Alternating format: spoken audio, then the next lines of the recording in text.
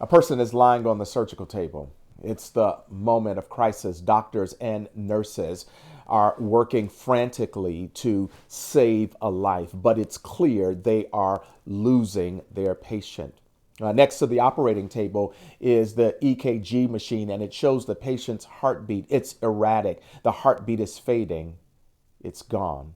A loud, high decibel drone sounds, and a flat line appears on the monitor. The heart has stopped beating. Instead of giving up, the medical team actually increases its activity. The head doctor calls for a crash cart. Paddles are amped up with electrical current and pressed against the patient's chest. The doctor calls clear and shocks the patient's heart. All eyes again turn toward the monitor with a sense of anticipation, fear, and hope. Nothing. Still, the doctor is not ready to give up. Clear. Again, current is sent through the heart. All eyes turn toward the monitor. Then another, and then another. The heart is beating once again. Blood is flowing. A life has been saved. You see, like a physical doctor, Jesus has actually called us to be spiritual doctors.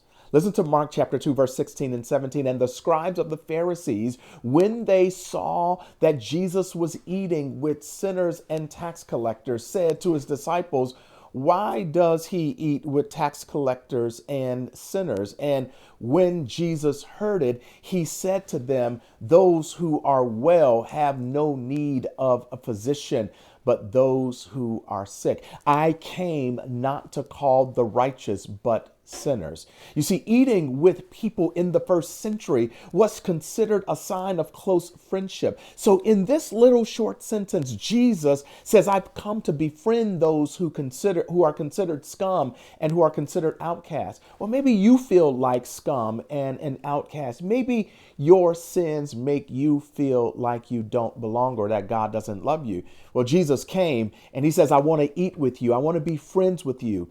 Well, not only did Jesus come to befriend sinners and outcasts, he actually commissioned us to do the same. He has called us to never lose contact with people who don't have a relationship with him. He calls us to be friends with people who don't have a relationship with God. And he calls us to be doctors to bring the healing message of Jesus to people who are sick with the disease of sin. You see, we have the cure to the most dangerous disease known to humankind. You see, the people in the medical community, they get up every morning because they want to go to work because they believe they can actually help sick people get better. The reason we should want to get up and go and spend time with people who don't know Jesus is because we have the cure to their sickness. We have the cure to their disease. That is the love of God through Jesus.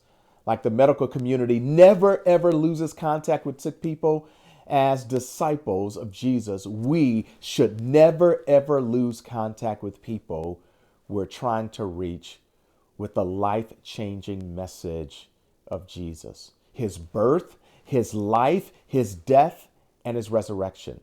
We are the doctors who should never give up on people who are sick and far from God. We are called to keep praying for our unbelieving friends, befriending our unbelieving friends, and sharing the gospel with our unbelieving friends until we hear a spiritual heartbeat and life is saved. You see, when God looks at us, he longs for us to have a healthy heartbeat. He wants our hearts to beat with his love for the people who don't have a relationship with him. And he longs for us to have his passion for them and for that passion to flow through our veins. You see, sick people are always asking, is there a doctor in the house?